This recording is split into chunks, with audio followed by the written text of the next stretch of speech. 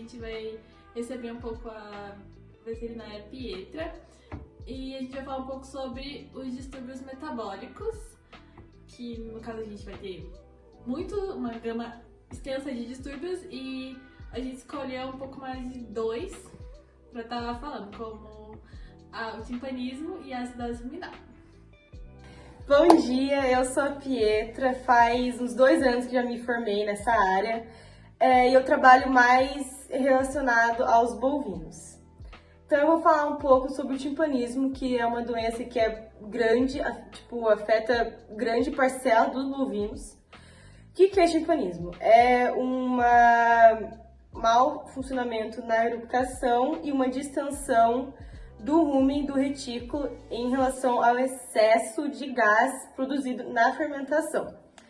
E no caso da alimentação desse animal, se tiver, por exemplo, uma alimentação com leguminosas e que são mais suculentas, o animal ele vai produzir menos saliva, porque já esse alimento tem bastante formação de água. E já em relação aos alimentos secos, no caso o feno, vai precisar produzir grande parcela de saliva para a fermentação. Então, no caso das leguminosas, se tiver essa alimentação, ele vai produzir menos saliva e isso pode causar o timpanismo. E também tem o timpanismo primário e o secundário. Então, aí você pode falar um pouco mais sobre a diferença desses dois timpanismos? Então, o timpanismo primário, ele já é uma obstrução rápida, né, no caso do rumen, que causa na alimentação, dependendo da alimentação, né, no caso das leguminosas, forma a espuma. E isso pode ter uma dificuldade na alimentação dessas bolhas de gases formadas. E já secundário, timpanismo secundário, é mais uma obstrução, na verdade, física da eructação e da faringe e do esôfago do animal. Sobre essa formação de espuma, o que é exatamente essa formação? Então, como já dito, né, tem os alimentos mais suculentos que formam mais água, na verdade, no alimento, né? Então, se o animal ingerir esse tipo de alimento, vai formar uma espuma. No caso, que é muito ruim para esse animal. E sobre os sinais clínicos e um pouco da prevenção? Pode ter um aumento do volume do rumen, dor abdominal e uma redução alimentar, no caso que o animal não vai conseguir eliminar, né, os gases. E já para prevenir, né, esse tipo de doença, no caso do timpanismo, o produtor ele precisa na pastagem ter um equilíbrio entre gramínea e leguminosa e também ele reduzir, na verdade, as leguminosas que tem, acho que um exemplo é o trevo. E no confinamento, no caso que o alimento é dado, né, para o animal, ele precisa diminuir, né, o excesso de grãos na alimentação e o animal também tem que ser alimentado de feno ou pasto para ter uma boa fermentação.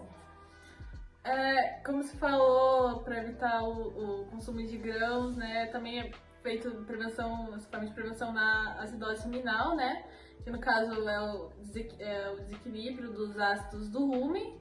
Também tem as duas formas, né, a aguda e a subaguda. A aguda que é a forma mais grave, que tem um acúmulo do ácido lático, e a subaguda que é a forma mais branda da doença, digamos assim, tem o acúmulo dos ácidos graxos voláteis, né? E também, pelo que eu tô me lembrando, os sinais clínicos são tipo diarreia, respiração acelerada, acho que até eles param de se alimentar.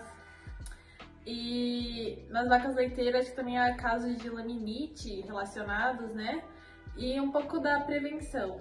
Então, também evitar nessa doença o excesso de grãos na alimentação e uma mudança tão drástica, no caso rápida, né, da dieta, e não deixar o animal em grandes períodos de jejum. Aí já os aditivos, né, alimentares, adicionar na alimentação, que no caso um exemplo é o ionósforos. E é isso, na verdade, mesmo para ter essa informação para o produtor sobre esses tratamentos. Então, agora a gente, como era um assunto muito pedido no nosso podcast, a gente separou uma pergunta de um produtor para você responder. Olá, meu nome é Júlia, eu tenho uma criação de bovinos e eles estão ingerindo alguns corpos estranhos, como cascalho, areia, objetos metálicos, pelos, ossos, tijolos, pedras e urinas também. E eles também estão perdendo peso. A alimentação que eu dou é pobre em minerais. O que pode estar acontecendo com eles? Em relação a esses comportamentos anormais que o bovino apresentou, né, que a produtora falou, é um diagnóstico da alotrofagia. E para ter um tratamento adequado e um diagnóstico certo, né, para esse animal, para ter cuidados para esse animal, é de suma importância trazer um veterinário para a sua propriedade para dar uma olhada nesse animal. Então, agora a gente vai finalizar o nosso podcast, porque, como eu disse, é uma gama muito grande de distúrbios. A gente selecionou esses que são os principais. E eu queria agradecer a sua presença. Eu que agradeço por ter me convidado. E é isso! Tchau! Tchau!